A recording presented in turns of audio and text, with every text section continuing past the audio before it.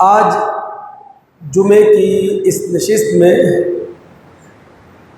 ہم یہودیت کی تاریخ کو مسئلہ فلسطین کی روشنی میں سمجھنے کی کوشش کریں گے،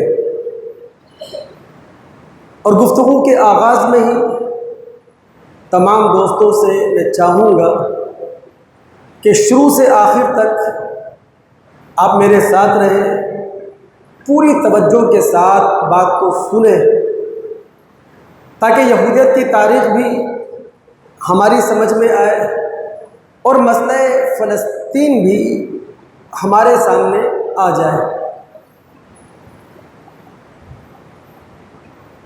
یہود ظاہر ہے قدیمی تاریخ رکھتی ہوئی قوم ہے۔ اللہ رب العالمین نے قرآن میں الذی بارکنا حولہ یا التی بارکنا فیہا کے جو الفاظ استعمال کیے ہیں کہ اس ریاست کو ہم نے برکتوں سے نوازا، یا اس کے گردا گرد ماحول کو ہم نے برکتیں دی، یہ الفاظ اشارہ کرتے ہیں فلسطین کی طرف۔ سورہ اعراف کی آیت 139، سورہ بنی اسرائیل کی آیت 1، سورہ انبیاء کی آیت 71، سورہ انبیاء کی آیت 81، سورہ سبا کی آیت نمبر 18۔ اور سرزمین فلسطین کو برکتوں والی سرزمین اس لیے کہا جاتا ہے کہ وہاں مادی برکتیں بھی ہیں، وہاں روحانی برکتیں بھی ہیں۔ مادی برکتیں کہ فلسطین کا علاقہ زرخیز علاقہ ہے، یعنی قدیم صحیفوں میں اسے دودھ اور شہد کی سرزمین کہا گیا ہے۔ اور روحانی برکتوں کو اگر سامنے رکھیں تو 2000 سال تک فلسطین انبیاء علیہ السلام کا مولد رہا ہے، یعنی 2000 سال تک جو انبیاء پیدا ہوئے ہیں وہ اسی سرزمین فلسطین کے اندر پیدا ہوئے ہیں، اور اکثر انبیاء کا جو مدفن ہے وہ بھی سرزمین فلسطین ہے۔ اس لیے کہا گیا ہے کہ اس کو ہم نے برکتوں سے نوازا۔ اس مبارک یا بابرکت سرزمین کو قرآن کی روشنی اور بائبل کی مختلف کتابوں کی روشنی میں دیکھا جائے تو اللہ تعالیٰ نے مخصوص وقت میں اسے بنی اسرائیل کی میراث قرار دیا ہے۔ سورہ اعراف کی آیت 139 کا مطالعہ کریں، بائبل کی کتابوں یشوع، گنتی اور استثناء کا مطالعہ کریں،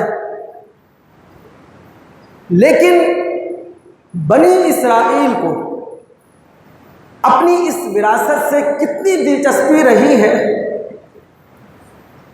وہ بھی ملحوظ خاطر رکھیں۔ یعنی جو آج یہودی ہیں، ان کے آباء و اجداد کو موسیٰ علیہ السلام کے دور میں اس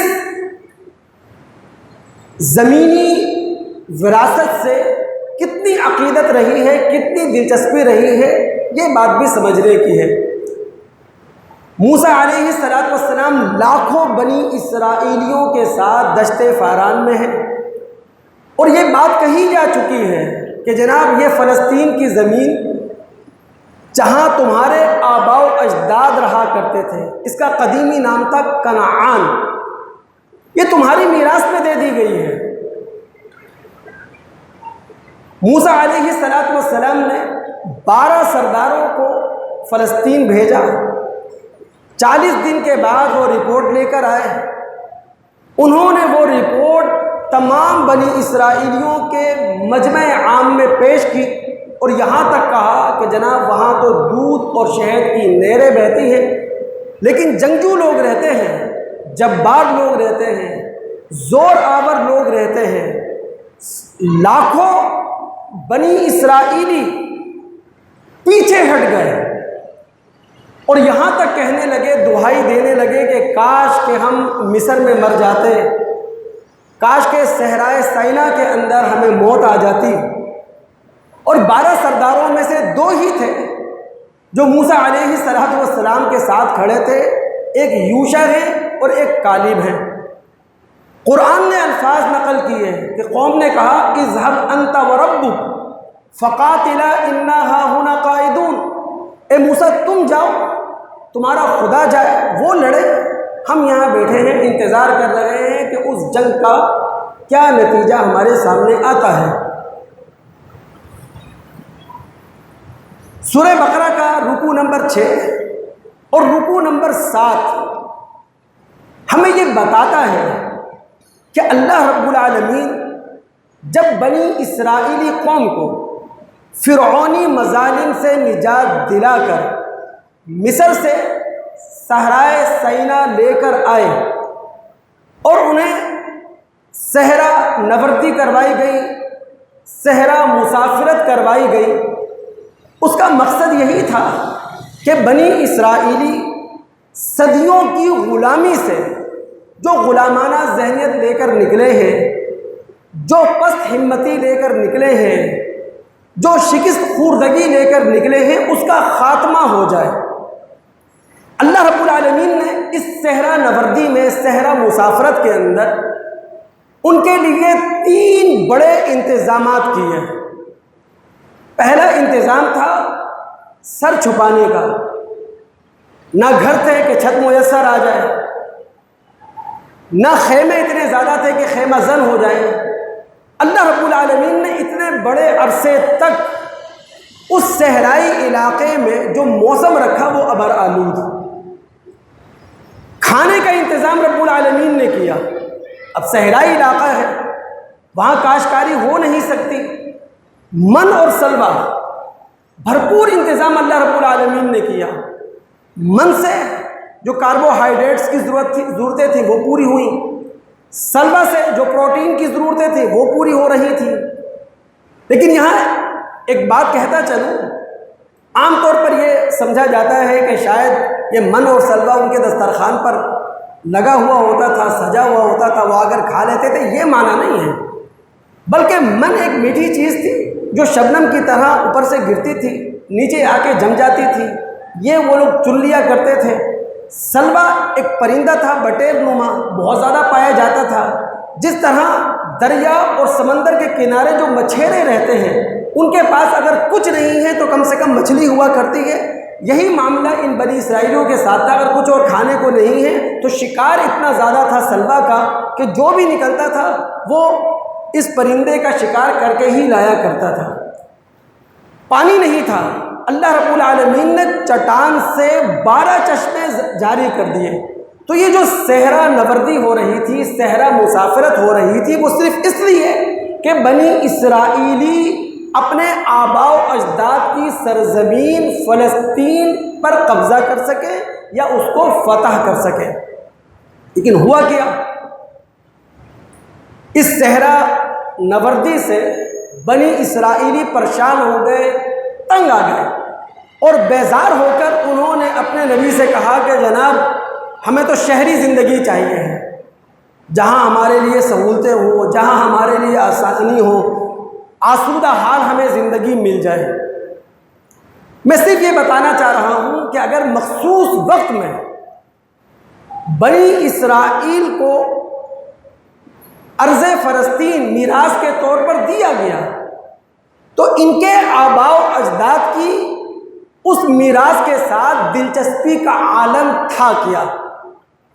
پھر آگے بڑھنے سے پہلے ایک اور بات آپ سے شیئر کرتا چلوں، دل و دماغ آپ حاضر رکھیں۔ اللہ رب العالمین کی سنت، اللہ رب العالمین کا قانون یہ ہے کہ جب وہ کسی قوم کو عرضی خلافت دیا کرتا ہے یا کسی قوم کو کوئی علاقہ عرضی وراثت کے طور پر دیا کرتا ہے تو یہ کنڈیشنل ہوا کرتا ہے، یہ مشروط ہوا کرتا ہے، یہ کچھ شرائط کے ساتھ جڑا ہوا اللہ رب العالمین کا فیصلہ ہوا کرتا ہے۔ اس کی مثال یوں سمجھیں سورہ نور کی آیت نمبر 55 میں اللہ رب العالمین نے اہل ایمان کے ساتھ خلافت کا وعدہ کیا ہے، لیکن ظاہر ہے یہ جو اہل ایمان جن کے ساتھ خلافت کا وعدہ کیا جا رہا ہے یہ مردم شماری کے مسلمان نہیں ہیں، بلکہ ان میں کچھ شرائط ہونا چاہیے۔ پہلی شرط، مطلوب ایمان ان کے پاس ہونا چاہیے، مطلوب عمل صالح ان کے پاس ہونا چاہیے، وہ ایک اللہ کی عبادت کرنے والے ہوں، وہ ایک اللہ کی اطاعت کرنے والے ہوں، وہ ایک اللہ کی بندگی کرنے والے ہوں، پھر اللہ کی عبادت، اللہ کی اطاعت اور اللہ کی بندگی میں کسی کو شریک کرنے کے قائل نہ ہوں۔ تو جب یہ تمام شرائط اہل ایمان میں پائی جائیں گی تو اللہ رب العالمین کا ان سے وعدہ ہے کہ انہیں خلافت ارضی رب العالمین انہیں دے گا۔ اگر شرائط نہیں ہیں تو ظاہر ہے کہ رب العالمین کا یہ وعدہ ان کے ساتھ نہیں ہے۔ تو جو بنی اسرائیل یا یہودیوں کے ساتھ اللہ رب العالمین نے فلسطین کو ان کی میراث قرار دینے کا وعدہ کیا تھا وہ کنڈیشنل تھا۔ آپ سورہ مائدہ کی آیات 20 تا 26 کا مطالعہ کریں، آپ کے علم میں یہ بات آئے گی کہ رب العالمین فرماتے ہیں یہ وعدہ فاسقوں کے لیے نہیں ہے، یہ وعدہ باغیوں کے لیے نہیں ہے، یہ وعدہ اللہ رب العالمین نے سرکشوں کے لیے نہیں رکھ چھوڑا ہے۔ اور بنی اسرائیل کی تاریخ کا مطالعہ ہمیں بتاتا ہے کہ یہ بنی اسرائیلی یا یہودی کبھی آشوریوں کے زیر قبضہ رہے ہیں، کبھی انہوں نے اہل بابل سے مار کھائی ہے، کبھی یونانیوں نے انہیں اپنے زیر تسلط رکھا ہے، کبھی یونانیوں نے انہیں ادھیڑ پھینکا ہے۔ یہ تاریخ ہے۔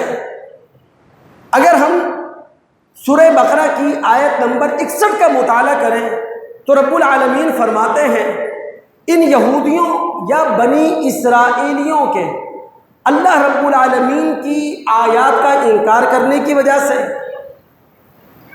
انبیاء علیہ السلام کو ناحق قتل کرنے کی وجہ سے، ان کی نافرمانیوں کی وجہ سے، ان کی حکم عدولیوں کی وجہ سے ضربت علیہم الذلہ والمسکنہ، اللہ رب العالمین نے ذلت ان پر مسلط کر دی ہے۔ اللہ رب العالمین نے کم ہمتی ان پر مسلط کر دی ہے۔ رب العالمین نے انہیں اپنی رحمت سے دور کر دیا ہے۔ اگر دل و دماغ آپ حاضر رکھیں،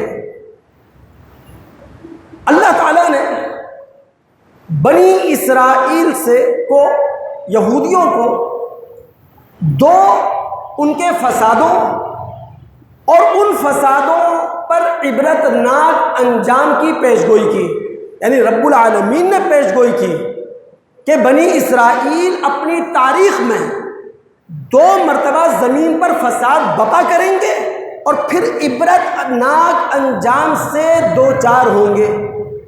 جو دوست اس کا مطالعہ کرنا چاہیں وہ سورہ بنی اسرائیل کی آیات 4 تا 7 کا مطالعہ کر سکتے ہیں۔ لیکن آگے بڑھنے سے پہلے ایک بات آپ کو بتا دوں کہ جب اللہ رب العالمین یا اس کا رسول کوئی پیش گوئی کرتے ہیں، کوئی پیشن گوئی ہمارے سامنے رکھتے ہیں تو اس کا مطلب یہ نہیں ہوتا کہ جناب چونکہ اللہ تعالیٰ نے پیشن گوئی کر دی ہے، رسول نے پیشن گوئی کر دی ہے، یہ بات تو پوری ہوگی لہذا انتظار کیا جائے، بلکہ اللہ اور اس کا رسول جب پیشن گوئی کرتا ہے تو اس کا مطلب، اس کا معنی یہ ہوتا ہے کہ لوگ ہوشیار ہو جائیں، لوگ اپنے آپ کو عبرت ناک انجام سے بچائیں، جیسا کہ ہمارے نبی محمد الرسول اللہ صلی اللہ علیہ وسلم نے پیش گوئی کی کہ اہل کتاب یہود و نصارہ اگر 72 فرقوں میں تقسیم ہوئے تو امت مسلمہ 73 فرقوں میں تقسیم ہو جائے گی۔ اب ہمیں اس پیشن گوئی کے پورے ہونے کا انتظار نہیں کرنا چاہیے، بلکہ ہمارے رسول نے ہمیں خبردار کر دیا، ہمارے رسول نے ہمیں آگاہ کر دیا۔ اب مسلمانوں کو اپنے آپ کو بچانا چاہیے کہ وہ کسی قسم کی فرقہ واریت کا اپنے آپ کو شکار نہ کریں اور فرقہ واریت سے اپنے آپ کو جس قدر ممکن ہو دور رکھیں۔ یہ ہوتا ہے پیشن گوئی کا معنی۔ اب رب العالمین نے بنی اسرائیل کے بارے میں پیشگوئی کر دی، یہودیوں کے بارے میں پیشگوئی کر دی کہ یہ زمین میں 2 مرتبہ فساد بپا کریں گے اور عبرت ناک انجام سے دوچار ہوں گے۔ پہلے فساد کے بارے میں جو خبردار کیا وہ داؤد، یسعیہ، یرمیہ، حزقیل علیہم السلام نے، ان کی کتابوں کا مطالعہ ہم بائبل میں کر سکتے ہیں۔ بجائے اس کے کہ بنی اسرائیل یہودی اپنے نبیوں کی بات پر دھیان دیتے، وہ بدمست رہے، اپنی بدعقیدگیوں میں، اپنی بدعملیوں میں وہ سر سے لے کر پیر تک ملوث ہوتے چلے گئے۔ آخرکار 587 قبل مسیح میں نینوا اور بابل کے بادشاہ بخت نصر نے فلسطین پر حملہ کیا، بیت المقدس کی اینٹ سے اینٹ بجائی، ہیکل سلیمانی کو پیوند خاک کر دیا۔ لیکن پھر بنی اسرائیلیوں نے ہوش کے ناخن لیے، وہ اپنے اندر سدھار لے کر آئے، تو اللہ رب العالمین نے اپنی سنت کے مطابق بنی اسرائیلیوں کو ایک مرتبہ پھر اٹھنے کا موقع دیا۔ یہ دور ہے ایرانیوں کا۔ ایران کا بادشاہ تھا سائرس۔ جب اس نے عراق فتح کر لیا تو اس نے بنی اسرائیلیوں کو بیت المقدس آباد کرنے کا بھی موقع دیا، ہیکل سلیمانی کو تعمیر کرنے کا بھی موقع فراہم کیا۔ لیکن بنی اسرائیل پھر اس کے بعد بگڑنے لگے، اس کے بعد پھر انہوں نے اپنا ٹریک بدل لیا، پھر بدعقیدگیوں میں پڑ گئے، بدعملیوں میں پڑ گئے۔ اب دوسرے فساد سے آگاہ کرنے والے تھے عیسیٰ علیہ السلام۔ متی اور لوقا کی اناجیل اس پر گواہ ہیں، لیکن بنی اسرائیلیوں نے ہوش کے ناخن نہیں لیے۔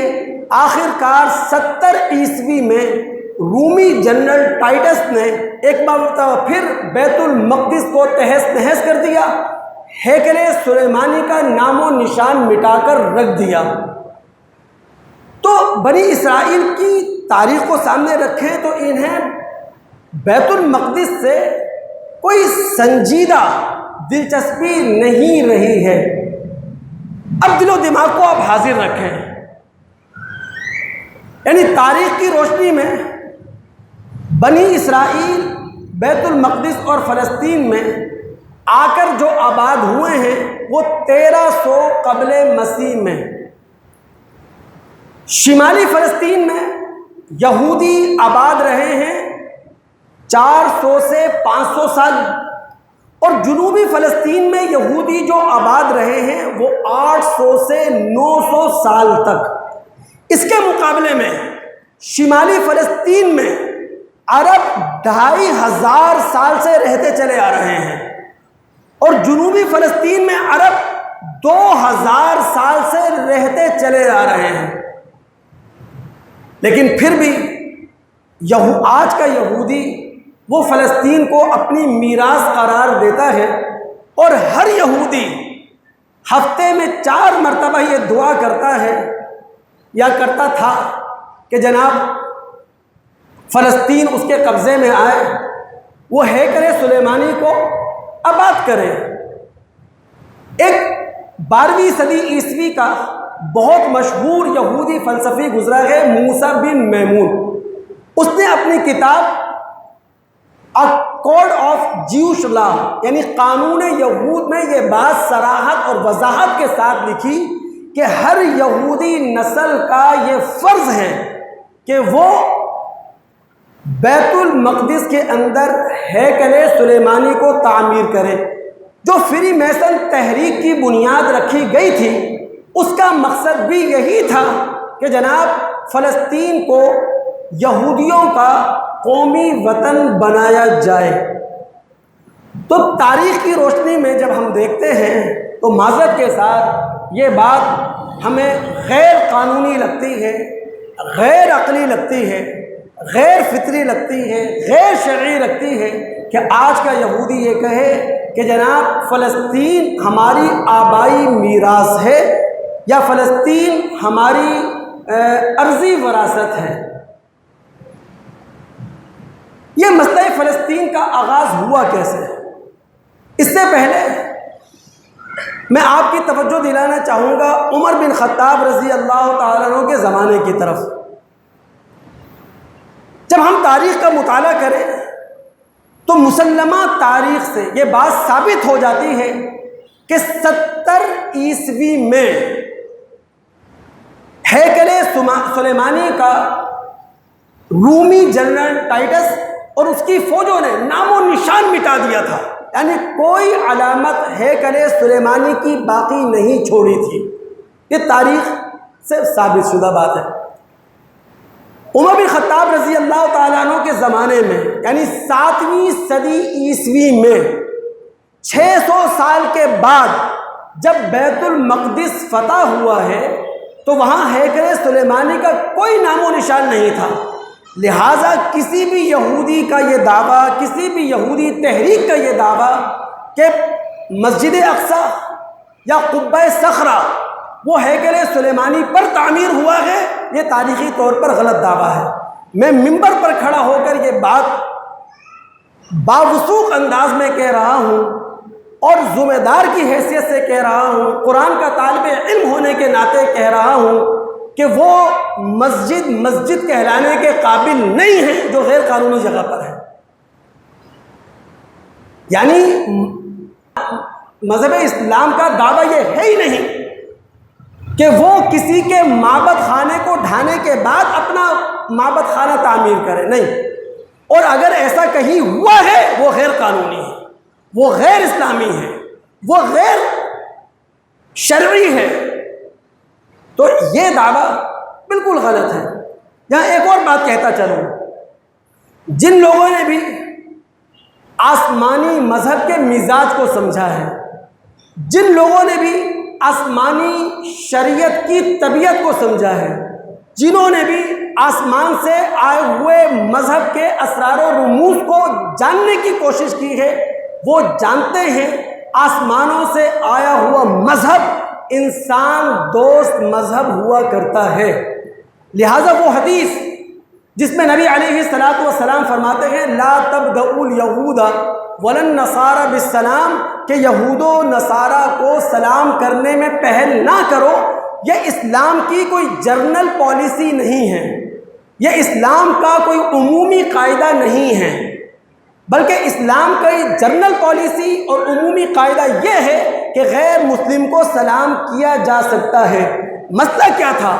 یہودیوں نے نبی علیہ السلام کے ساتھ معاہدہ کر لینے کے بعد معاہدے کی خلاف ورزی کرتے ہوئے مدینہ کے اندر جنگی اور ہنگامی حالات پیدا کر دیے تھے۔ ان جنگی ہنگامی حالات میں نبی علیہ السلام نے جنگی اور ہنگامی ہدایت دی کہ یہود و نصارہ کو سلام کرنے میں پہل نہ کرو۔ کیوں؟ اس لیے کہ یہودی اس زمانے میں جب اللہ کے رسول کو سلام کرتے تھے یا مسلمانوں کو سلام کرتے تھے تو وہ السلام علیکم نہیں کہتے تھے، بلکہ وہ کہتے تھے السلام علیکم، یعنی وہ بددعائیہ کلمات استعمال کرتے تھے۔ یہ جو دیوار گریہ ہے یہ بھی مسلمانوں کی دین ہے، یعنی تاریخی طور پر جس دیوار گریہ کے سامنے ایک یہودی اپنی پیشانی رگڑتا ہے، جس دیوار گریہ کے سامنے وہ گریہ اوزاری کر رہا ہوتا ہے، جس دیوار گریہ کے سامنے وہ عابد کی تصویر بنا ہوا کھڑا ہوا ہوتا ہے، یہ بھی مسلمانوں کی دین ہے۔ بمبئی بھارت، وہاں سے اسرائیلی حکومت کا ایک سرکاری بلیٹن شائع ہوا کرتا تھا۔ 1 جولائی 1967 کی اشاعت میں یہ بیان دیا گیا کہ دیوار گریہ پہلے ملبے اور کوڑے کرکٹ کے نیچے دبی ہوئی تھی، کوئی نام و نشان نہیں تھا، کسی کو پتہ نہیں تھا۔ 16ویں صدی عیسوی میں ترک سلطان سلیم عثمانی کو اس کے بارے میں پتہ چلا اور یہ اتفاقی طور پر پتہ چلا، تو انہوں نے ملبہ ہٹایا، کوڑا کرکٹ ہٹایا، وہ دیوار گریہ انہوں نے دریافت کی اور صفائی کروانے کے بعد انہوں نے دنیا بھر کے یہودیوں کو اجازت دے دی کہ جناب وہ آ کر اس کی زیارت کر سکتے ہیں۔ یہ ہے مسلمانوں کی اعلیٰ ظرفی، یہ ہے اللہ اور اس کے رسول کی دی ہوئی تعلیمات۔ یہ مسئلہ فلسطین کا آغاز ہوا کیسے؟ توجہ سنیے۔ چونکہ یہودی فلسطین کو اپنی آبائی میراث کہتے ہیں، غیر قانونی، غیر عقلی، غیر شرعی، غیر تاریخی طور پر 1880 میں یہودیوں کے اندر ایک بے نامی تحریک کا آغاز ہوا۔ اس کا کوئی نام نہیں تھا، اس کا مقصد یہ تھا کہ دنیا بھر سے یہودی ہجرت کر کے فلسطین میں آباد ہوں۔ اس بے نامی تحریک سے متاثر ہو کر مشرقی یورپ کے یہودی فلسطین میں آ کر آباد ہونا شروع ہو گئے۔ پھر 1897 میں ایک یہودی مشہور لیڈر تھیوڈور ہرتزل، اس نے صہیونی تحریک زیونسٹ موومنٹ کی بنیاد رکھی، اور اس کا مقصد یہی تھا کہ فلسطین پر قبضہ کیا جائے، ہیکل سلیمانی کو آباد کیا جائے۔ اس تحریک کو بڑھاوا دینے کے لیے یہودیوں نے سرمایہ فراہم کیا، یہودیوں نے اپنی ذہنی طاقت کا بھرپور استعمال کیا۔ آپ کو حیرت ہوگی، اس وقت فلسطین ترکوں کے قبضے میں تھا، ترکی سلطنت کے ماتحت تھا۔ 1901 میں سلطان عبدالحمید کو ہرتزل کی طرف سے یہ پیشکش کی گئی کہ دنیا کے یہود ترکوں کا سارا قرضہ ادا کرنے کے لیے تیار ہیں، اس شرط پر کہ ترک یہ وعدہ کر لیں کہ وہ فلسطین کو یہودیوں کا قومی وطن بنا دیں گے۔ سلطان عبدالحمید نے گویا کہ اس پیشکش کو ٹھکرایا ہی نہیں، تھوک دیا۔ اس نے کہا جب تک میں زندہ ہوں، ترکی ریاست موجود ہے، یہ ہو نہیں سکتا کہ فلسطین کو یہودیوں کا قومی وطن بنا دیا جائے۔ یہودی تاریخ کے بارے میں جو لوگ علم رکھتے ہیں یا یہودی تاریخ پر جن کی نظر ہے وہ جانتے ہیں، ایسے موقع پر یہودی سازش سے کام لیتے ہیں۔ سلطان عبدالحمید کے خلاف سازشیں شروع ہو گئیں، یعنی جو سلطان ہے، سلطنت عثمانیہ کا بادشاہ ہے، اس کے خلاف سازشیں شروع ہو گئیں۔ اور سازشی عناصر میں تھے کون؟ فری میسن تحریک کے لوگ، دونما، وہ یہودی جنہوں نے ریاکارانہ اسلام کا لبادہ اوڑھا ہوا تھا، اور وہ ترکی مسلمان جو ترک قوم پرستی کے علمبردار تھے۔ ان سازشی عناصر نے ترکی فوج میں اپنے اثرات قائم کیے، اور 7 سال کے اندر اندر 1908 میں سلطان عبدالحمید کو معزول کر دیا گیا۔ اسی دوران میں مسلمانوں کے اندر ایک اور سازش ہو رہی تھی، مسلمانوں کے درمیان سازش ہو رہی تھی، یعنی مسلمانوں کے اندر قوم پرستی کے 2 بڑے بت کھڑے کیے جا رہے تھے۔ پہلا قوم پرستی کا بت تھا عرب قوم پرستی کا بت، اور دوسرا بت تھا ترک قوم پرستی کا بت۔ یہی وجہ ہے جنگ عظیم اول جب شروع ہوئی ہے 1914 میں، تو ترک اور عرب یہ ایک دوسرے کے رفیق، ایک دوسرے کے دوست نہیں تھے، بلکہ یہ ایک دوسرے کے دشمن تھے، ایک دوسرے کے مد مقابل تھے، ایک دوسرے کے مخالف تھے، اور ایک دوسرے کے خون کے پیاسے تھے۔ میں نے ہمیشہ کہا نا کہ جب بھی مسلم دنیا زبو حالی کا شکار ہوئی ہے، مسلم دنیا زوال کا شکار ہوئی ہے، تو اپنی ہی حرکتوں سے، بھائی یہودی جب سرکش بنیں گے، باغی بنیں گے دنیا میں، وہ بھی پٹیں گے۔ بالکل اسی طرح جب مسلم دنیا لا الہ الا اللہ پڑھنے کے بعد، محمد الرسول اللہ کہہ دینے کے بعد اللہ اور اس کے رسول کی باغی ہوگی، دنیا کے اندر یہی حشر دیکھے گی جو آج وہ دیکھ رہی ہے۔ جنگ، میں پوری تاریخ آپ کے سامنے رکھ رہا ہوں، بہت توجہ رہے آپ کی۔ جنگ عظیم اول کے موقع پر جب یہودیوں نے دیکھا کہ وہ جرمن سے اپنا مطالبہ پورا نہیں کروا سکیں گے کہ فلسطین ان کی قومی ریاست بن جائے، تو ڈاکٹر وائز مین یہودی، اس نے انگلستان کی طرف اپنا ہاتھ بڑھا دیا۔ اور اس نے انگلستان کو، برٹش گورنمنٹ کو یہ پیشکش کی کہ پوری دنیا کے یہودیوں کا سرمایہ آپ کے ساتھ ہے، پوری دنیا کے یہودیوں کا ذہن آپ کے ساتھ ہے، پوری دنیا کی یہودیوں کی قوت اور صلاحیت آپ کے ساتھ ہے، اگر آپ ہمیں یہ فرمان جاری کر دیں کہ جنگ کے بعد فلسطین کو ہمارا قومی وطن بنا دیا جائے گا۔ اور ڈاکٹر وائز مین نے 1917 میں یہ پروانہ حاصل کر لیا جو اعلان بالفور کے نام سے مشہور ہے۔ لیکن یہاں جن انگریزوں پر ہمیں بڑا ناز ہے، جن سے ہم سیکھتے ہیں، ان کی دوغلی پالیسی کو دیکھیں آپ۔ ایک طرف جنگ عظیم اول کے موقع پر وہ عربوں سے یہ وعدہ کر رہے ہیں کہ عربوں کی خود مختار ریاست قائم کی جائے گی۔ انہوں نے شریف حسین کو تحریری معاہدہ لکھ کر دے بھی دیا، اور اس تحریری معاہدے کی وجہ سے جنگ عظیم اول میں عربوں نے ترکوں سے بغاوت کرتے ہوئے عراق، شام، فلسطین انگلستان کے جھولی میں ڈال دی ہے۔ دوسری طرف انگریز یہودیوں سے یہ وعدہ کر رہا ہے کہ فلسطین کو یہودیوں کا قومی وطن بنا دیا جائے گا۔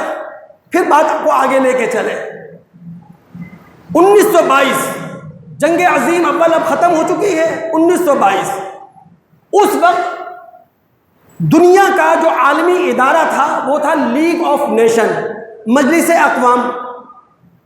اس نے فلسطین کو انگلستان کے انتداب مونڈیٹ میں دے دیا، اس ہدایت کے ساتھ کہ انگلستان کی پوری کوشش ہوگی کہ وہ فلسطین کو یہودیوں کا قومی وطن بنانے میں سہولتیں فراہم کرے۔ اس عالمی ادارے نے جو عرب 2500 سال سے رہتے ہوئے آ رہے تھے، ان کے صرف مذہبی حقوق تسلیم کیے، تمدنی حقوق تسلیم کیے، سیاسی حقوق نہ مانے، اور جو یہودی دنیا بھر سے آ رہا تھا اس کے سیاسی حقوق تسلیم کر لیے۔ اور آپ غور کریں، 1922 میں جب لیگ آف نیشن نے فلسطین کو انگلستان کے انتداب میں دیا تھا، اس وقت فلسطین کے اندر عربوں کی جو تعداد تھی وہ 6,60,000 سے زائد تھی۔ عرب عیسائیوں کی جو تعداد تھی وہ تقریباً 71,000 سے زائد، اور یہودیوں کی تعداد تھی اس وقت 82,000۔ لیکن یہ 82,000 تعداد بھی 1922 میں کیسے پہنچ گئی، جبکہ 1917 کے اندر فلسطین کے اندر جو یہودیوں کی مردم شماری کے اعتبار سے تعداد تھی وہ تھی 56,000۔ دھڑا دھڑ دنیا سے یہودی لا لا کر فلسطین کے اندر بسائے جا رہے تھے۔ اب آگے چلیں، جب انگلستان کے انتداب میں فلسطین کو دے دیا گیا، عربوں پر جو مظالم ڈھائے گئے، ان کو جو بے گھر کیا گیا، بے زمین کیا گیا، اس کے پیچھے ایک ہسٹری ہے، اس کے پیچھے ایک تاریخ ہے۔ میں صرف ایک اشارہ کروں آپ کو، جب فلسطین انگریزوں کے انتداب میں آیا تو انگلستان نے فلسطین کے اندر اپنا پہلا ہائی کمشنر جس کو مقرر کیا وہ ایک یہودی تھا، سر ہربرٹ سموئل۔ اب ایک یہودی کو آپ ہائی کمشنر بنائیں گے، سارے اختیارات جس کے پاس ہوں گے، سیاہ سفید کا جو مالک ہوگا، اس نے جو کچھ فلسطین میں اندھیر نگری مچائی ہوگی اس کو یہاں بیان کرنے کی ضرورت نہیں ہے۔ 1947 جنگ عظیم دوم ہو گئی۔ جنگ عظیم دوم کے بعد آپ جانتے ہیں لیگ آف نیشن ختم ہو گئی، بین الاقوامی ادارہ ہمارے پاس آیا UNO، اقوام متحدہ کے نام سے۔ 1947 میں انگلستان نے فلسطین کا مسئلہ پیش کر دیا اقوام متحدہ کے اندر۔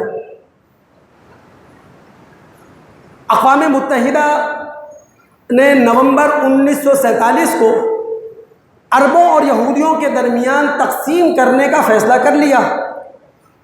اب ظاہر ہے کہ ووٹنگ ہونا تھی، اس وقت کی جنرل اسمبلی میں کسی بھی ریزولیشن کو پاس کرنے کے لیے، قرارداد کو پاس کرنے کے لیے 33 ووٹ چاہیے ہوتے تھے۔ یہودی ریاست بننے کے لیے 30 ووٹ تھے، 3 کم تھے۔ امریکہ نے اپنی پوری پاور استعمال کرتے ہوئے ہائٹی، فلپائن اور ایریٹریا کو مجبور کیا کہ وہ یہودیوں کے حق میں ووٹ دیں۔ 3 ووٹ زبردستی حاصل کرنے کے بعد یہودی ریاست بنی ہے، یعنی فلسطین کو تقسیم کر دیا گیا یہودیوں اور عربوں کے درمیان۔ اچھا، کتنی منصفانہ تقسیم ہے، اس کو بھی سمجھیں آپ، ماشاءاللہ۔ اس وقت 1947 میں، نومبر 1947، فلسطین کے اندر یہودی آبادی جو تھی وہ تھی 33%، یعنی 33% یہودی آبادی کو فلسطین کا 55% حصہ دیا گیا، اور 67% عرب آبادی کو، جو 2500 سال سے رہتی آ رہی ہے، اس کو 45% رقبہ دیا گیا۔ یہ منصفانہ تقسیم تھی عالمی ادارے کی۔ یہودی یہاں خاموش نہیں رہے، اس تقسیم پر بھی وہ راضی نہیں تھے۔ انہوں نے فلسطین کے اندر مار دھاڑ جاری رکھی، اور جو مظالم کے انہوں نے پہاڑ توڑے، یہاں وہ بتائے نہیں جا سکتے۔ جو جاننا چاہتا ہے وہ آرنلڈ ٹوائنبی کی کتاب ہے اسٹڈی آف ہسٹری، اس کا مطالعہ کر لے۔ آرنلڈ لکھتا ہے کہ یہودیوں نے اس موقع پر عربوں پر جو مظالم ڈھائے ہیں وہ نازیوں سے کسی بھی طرح کم نہیں تھے۔ اپریل 1948 میں دیر یاسین کے اندر جو خون خرابہ ہوا ہے، جو قتل عام ہوا ہے، جو بچے شہید کیے گئے ہیں، عورتوں کو شہید کیا گیا ہے، مردوں کو شہید کیا گیا ہے، وہ ناقابل بیان ہے۔ اور اس سے بھی بڑھ کر دل پر ہاتھ رکھے، رونا روئیں اپنی فرقہ پرستی پر، اپنی مسلک پرستی پر، اپنے ان بدبودار نعروں پر روئیں جو ہم لگاتے رہے ہیں۔